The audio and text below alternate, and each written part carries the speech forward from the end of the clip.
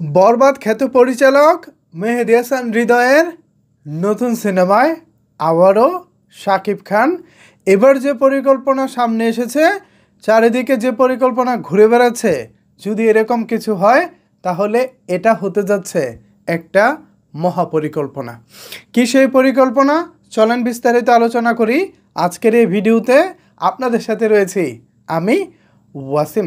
Viewers, আমরা যারা বরবাদ দেখেছি তাদের প্রত্যেকের একটা চাওয়া ছিল, আমরা আবারও মেহেদী হাসান হৃদয়ের পরিচালনায় শাকিব খানকে দেখতে চাই।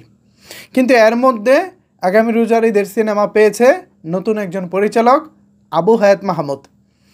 তিনি তার মতো করে সিনেমার প্রি প্রোডাকশন করতেছেন, লোকেশনগুলো দেখতেছেন। কিন্তু আমাদের তো একটা আক্ষেপ ছিল, আমরা তো চেয়েছিলাম বরবাদের পরিচালকের নতুন সিনেমা শাকিব খানকে। এবার সে আশাটাও পূরণ হতে চলেছে। যে পরিকল্পনার কথা শুনলাম সেটা হলো মেহেদী হাসান হৃদয় আগামী রোজার ঈদের জন্য অন্য একটি নায়ককে নিয়ে সিনেমা বানাবেন, কিন্তু তারপরে যে পরিকল্পনাটা তিনি হাতে নিয়েছেন এবং তার যে পরিকল্পনা সেটা হলো তিনি 3 পর্বের একটি সিনেমা বানাতে চান। বড় বাজেট, বড় সিনেমা, বড় প্রস্তুতি। এ কারণে তিনি সামনে ছোট একটি কাজ শেষ করে দিয়ে এরপর বড় কাজটিতে নামবেন। তো 3 পর্বের সিনেমাটা আসলে কি, এটা নিয়ে অনেকের প্রশ্ন থাকতে পারে যে ভাই সবই বুঝলাম, কিন্তু 3 পর্বের সিনেমা বলতে আবার কি বোঝাচ্ছেন? 3 পর্বের সিনেমা বলতে আমরা অনেক সময় দেখি না, ধরুন এই যেমন তুফান 1 দেখলাম, তারপর তুফান 2, তারপর ধরেন তুফান 3, এরকম। এটাকেই 3 পর্বের সিনেমা অন্তত বলা হচ্ছে আর কি। তো এখন এই 3 পর্বের সিনেমাগুলো আসলে বাংলাদেশের প্রেক্ষাপটে কেমন হবে, এটা একটা বড় প্রশ্ন। আবার যে আলোচনাটা মার্কেটে চলতেছে এটা আদৌ কতটুকু সত্য, সেটাও একটা বড় প্রশ্ন।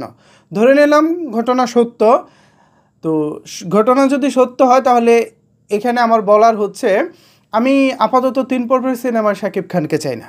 কেন চাই না জানেন?